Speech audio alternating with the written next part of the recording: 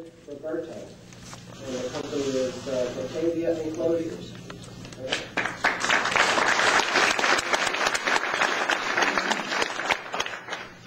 When I initially decided to come down here, I didn't have any intention of speaking. I came here to stand on the shoulders of great men like Bill Benson and Dave Bossett. Dave gave me some advice a few months ago when we were here last. He said, make the research your own. He said it then, he said it again today. It was probably the best advice I've received since I got in this about 3 years ago. I've had some revelations since I've been here. I thought I'd share them with you.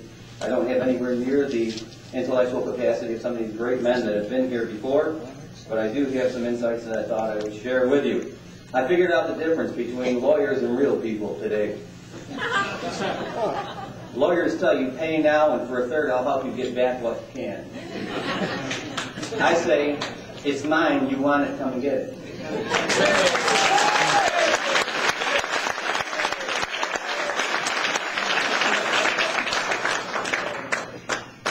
I've also determined that Washington is suffering from a form of mental illness called intellectual atrophy.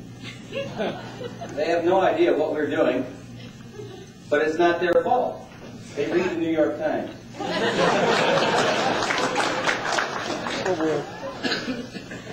A couple of years ago, a fellow that's sitting somewhere in here, Dan Deering, he's a friend of mine, much to his chagrin, tried to convince me that the payment of income tax was voluntary. I said, yeah, so it's going to jail. But he was right. And I researched this as I could, being a business owner, and came to the conclusion that the income tax was voluntary. And hey, I don't want to volunteer. So I stopped paying income tax about a year ago. As the owner of a company, though, I have the livelihood of other people to think about, and their families and children and so on.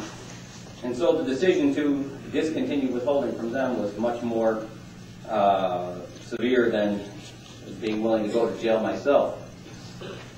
But I have a lot of good guys that work for me, and I figured, hey, if I'm going to jail, they'd be good company. So on January 1st, we began just not withholding from their paychecks, and all of them have bought new wheelbarrows for the extra money. I also am a pastor, and I believe what the Bible says. I try as hard as I can to do what I believe the Bible says. And unfortunately, I fail more often than I want you to know. But I know this one verse. It says, to him that knoweth to do good and do it not, to him that sinned. If you know that the payment of income tax is wrong, if you know that you are adversely affecting the people that you are working with and working for, or who work for you, if you know that America is in crisis and you do nothing, then dread the day you stand before the Lord.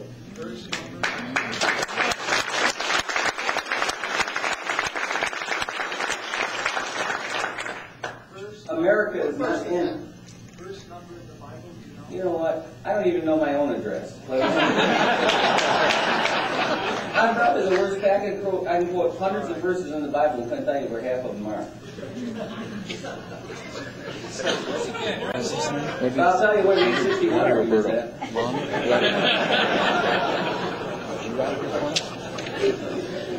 Our nation is not having a tax crisis, in spite of what many of you have said or believed. Our nation is having a crisis of freedom. It is a crisis of freedom when an agency of government will refuse to give its people who earnestly request information the information needed to make prudent and rational legal decisions.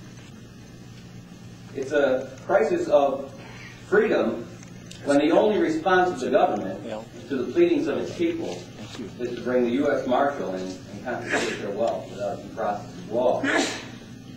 And it's a crisis of freedom when the presidency is a stain, as it has been, and our elected officials have nothing on their mind except re-election. I have 2 boys. Actually, I have 3. But 2 of them are in the services of the United States. One of them serves in the United States Navy, and the other one serves in the United States Air Force. I have instructed both of them to be on guard that their government does not ask them to act against the goodwill of the American people.